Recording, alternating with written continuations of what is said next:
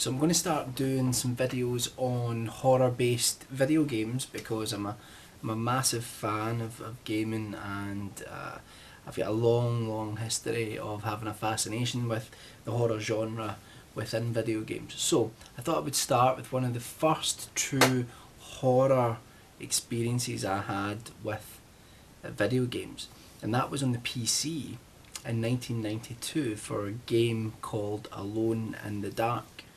Now, Alone in the Dark for me is like the father of the modern survival horror genre. A lot of people get introduced to that with Resident Evil on the PlayStation 1. But if you look at Resident Evil and then you look at Alone in the Dark, it's amazing how much they actually took.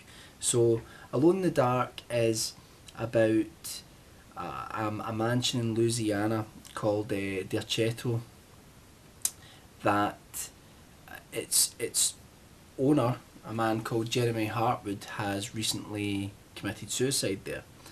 And you can choose one of two characters. You can choose Edward Carnby, who's like a private investigator who has been hired to find a piano for an antique dealer within the property up in the loft. Or you can play as Emily Hartwood, who, if I remember rightly, I think is the niece of Jeremy Hartwood, who believes that in the piano there's going to be a note that explains his death. And the game starts off with there's a nice little cutscene as you go in, and it was very creepy and really atmospheric at the time. And I did a wee dance there. And as you enter, you go into the mansion, and if you remember what I was saying about Resident Evil, think about the first Resident Evil game where it's set in a mansion. It's very similar. It's just that the technology wasn't quite there. And you go into the mansion, and the game takes place in a third-person perspective with locked-off cameras, basically. And the characters that you play are pretty simple polygons, but for the time it was really impressive. I remember playing it and I was like, wow. Because I was used to 2D sprites, and most that you would get in 3D games would be like vector graphics, just with the lines with no texturing or anything like that.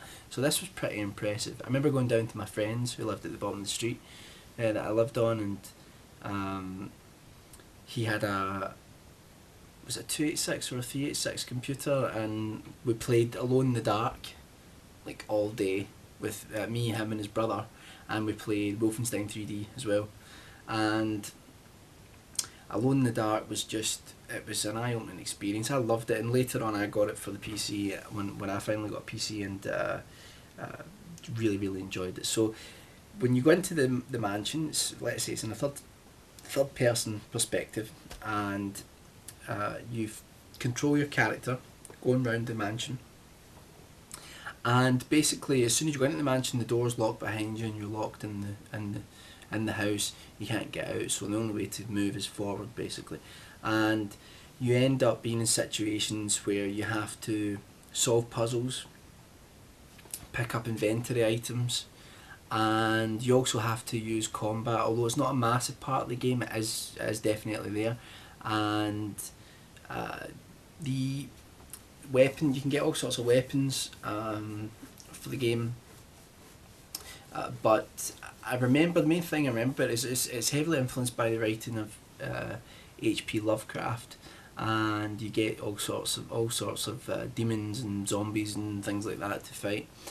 The game, I should mention, is, if I remember rightly, someone will probably correct me, I think it was set in the sort of 1920s, 30s era, and it just had a singular atmosphere. It was unlike anything that I'd really played before, and there was that real sense of what lurked around the next corner or in the next room, and conserving ammo, things like that, and it really added to a great experience. And what would happen is that you would find notes around the house that would fill in the story about what happened to Jeremy Hartwood, the previous owner of the house, and why all of these demons and strange creatures seemed to be arriving within the mansion at that one point.